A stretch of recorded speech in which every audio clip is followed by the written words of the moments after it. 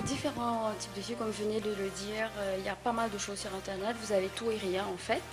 Vous avez des sites instructifs où vous pouvez récupérer de l'information, mais encore une fois, il faut faire très attention parce que ça peut être des informations erronées. Et vous avez d'autres types qui peuvent vous attirer vers des choses qui ne sont pas très bien, des sites d'adultes, ou qui peuvent attirer l'attention des jeunes, par exemple, qui ne savent pas. Ils peuvent se prendre dans un engrenage au fil de leur consultation de ce type de site. Mais ce qu'on voit de plus en plus maintenant, c'est des sites de jeux, en fait. C'est pas seulement le fait de jouer en ligne, mais vous avez aussi tout ce qui est le betting online, et ça peut attirer un certain public. Et puis nous avons aussi tout ce qu'on appelle le dark web. Ça, c'est tout un débat. On n'est pas suffisamment conscient de ce genre de choses.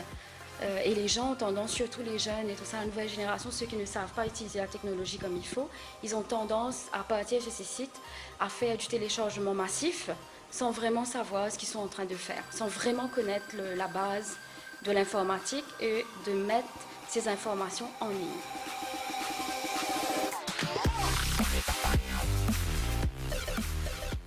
C'est l'aspect caché du web, où vous avez tout ce qui est le cyberattaque, etc. C'est-à-dire c'est tout le côté où il n'y a que des magouilles, des transferts d'argent financiers, où les gens peuvent voler vos informations. Ça, c'est le dark web.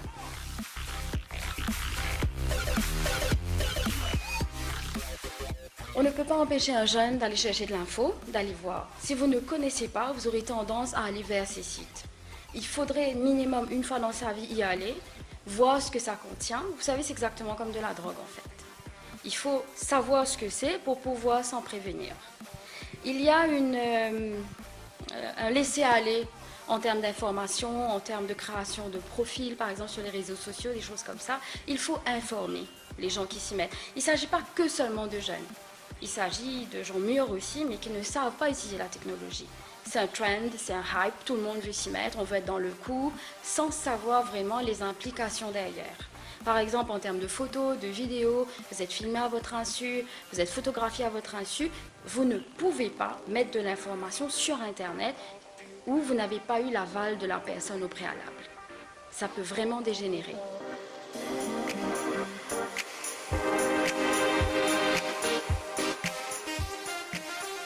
Il faut déjà prendre des précautions par rapport à soi-même, se sécuriser. Par exemple, votre code bancaire, vous n'allez pas le laisser à la portée de tous avec votre code dessus, par exemple. C'est le même principe. Alors, il faut qu'il y ait des mots de passe sécurisés aussi.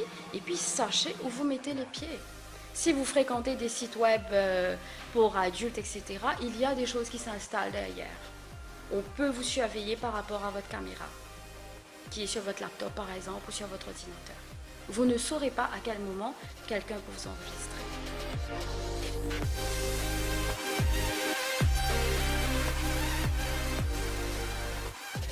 Normalement, à l'université, on leur propose des sources fiables, c'est-à-dire tout ce qui a une portée scientifique. Maintenant, souvent, les étudiants parlent par exemple sur Wikipédia. Wikipédia n'est pas une source fiable parce que le layman peut rentrer et modifier en fait. Il faut toujours une double vérification. Parce que on s'est rendu compte avec un groupe, on avait fait des tests, on avait vu des définitions et on s'est rendu compte que certaines définitions sont erronées. Alors souvent on a tendance à dire aux étudiants, parce que maintenant on ne repart pas vers les bouquins, des choses comme ça, on a tendance à dire aux jeunes, ben, allez-y, allez sur Internet, vous allez trouver ceci et cela. Maintenant, il faut faire une contre-vérification en parallèle avec des livres ou demander à vos enseignants, par exemple, si vous n'êtes pas sûr de quelque chose.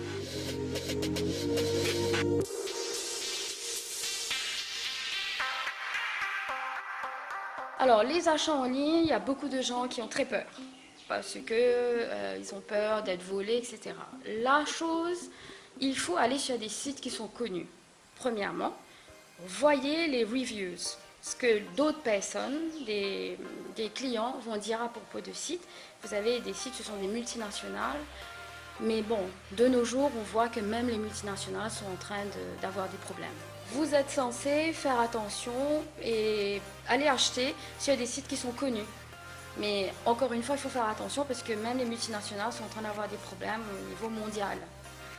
Vous prenez toujours un risque.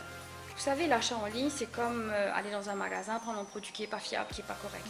Simplement, là, vous le faites en ligne. Le souci avec tout ce qui est en ligne, souvent pour nous, qui habitons dans une île, c'est qu'on fait venir d'assez loin et le renvoi souvent n'est pas pris en considération.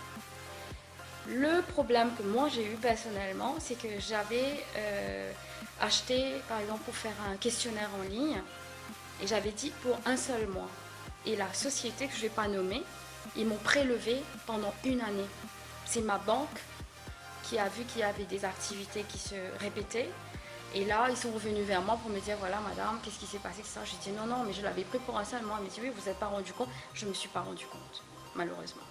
Et pendant un mois, ça a été prélevé. Et je n'utilisais pas parce que j'avais besoin de ça une seule fois. Et ça, c'est des choses, il faut vraiment vérifier son compte. Il faut utiliser des mots de passe, je ne dirais pas à toute épreuve, mais de bons mots de passe. Ne pas partager ces informations avec les amis, le copain, la copine, le mari, la femme, etc. Et puis, vérifier vos transactions. Et essayez de ne pas utiliser une carte où vous avez beaucoup d'argent dessus. Souvent, il y a des petites clauses au bas de l'écran. Faites pas attention, c'est tellement petit, on est tellement content d'avoir fait un achat, etc. Ça va arriver dans X temps, etc. Il faut vraiment vérifier, tout cocher, tout décocher, bien vérifier son information, imprimer l'information et s'assurer que vraiment vous êtes en train d'avoir value for money.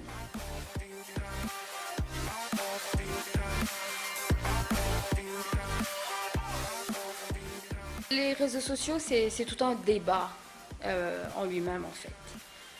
Vous savez, tout outil, il faut savoir l'utiliser. Okay, c'est comme l'internet, c'est comme tout en fait. Il faut juste savoir doser. Encore une fois, c'est un phénomène de mode. On a besoin de tout mettre sur les réseaux sociaux, on a besoin de mettre qu'on sort de chez soi, pardon. On a besoin de dire qu'on est en voyage. Ce n'est pas nécessaire. Okay? Parce que dans votre groupe d'amis, vous ne les connaissez pas tous en fait. Okay? Vous avez 10 000 amis sur la toile et vous en avez 5 en face à face et encore. Alors, il faut faire attention au type d'information que vous mettez. Tout le monde n'a pas besoin de savoir tous vos faits et gestes. Il faut faire attention au fait que des fois, il y a des gens qui mettent des informations concernant leurs enfants, concernant les mineurs de manière générale. Les gens mettent des informations concernant des gens qui ne les concernent pas, qui ne sont pas dans leur milieu. Par exemple, quand on fait du live, etc., la personne n'est pas forcément d'accord. Moi, je ne tolère pas qu'on me filme, qu'on filme mes enfants. Il y a des choses, les droits à l'image, auxquels on ne fait pas suffisamment attention dans notre société mauricienne. Il faut faire attention à ça. Et puis, bien sûr, il y a tout ce côté prédateur, de prédateur, que ce soit la fille ou le garçon. On va espionner quelqu'un qui nous plaît, on prend ses infos, on prend ses photos. Des fois, quand les gens sont en couple, malheureusement, ils mettent la webcam.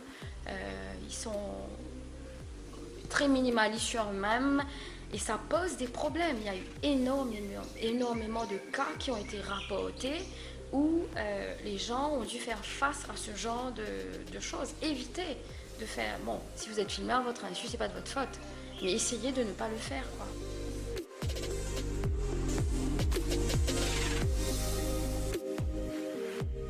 Je suis pour la sensibilisation et la responsabilisation de tout un chacun. Que ce soit l'enfant, que ce soit le vieux, que ce soit la personne mûre, que ce soit l'étudiant. Une fois que vous mettez des restrictions, ça pousse la personne à vraiment partir vers ça. Un contrôle de tous les jours, il faut apprendre à la personne que vous lui faites confiance et c'est à elle de réagir. Ce n'est pas à vous de mettre le contrôle derrière. Ça, c'est ma façon de penser.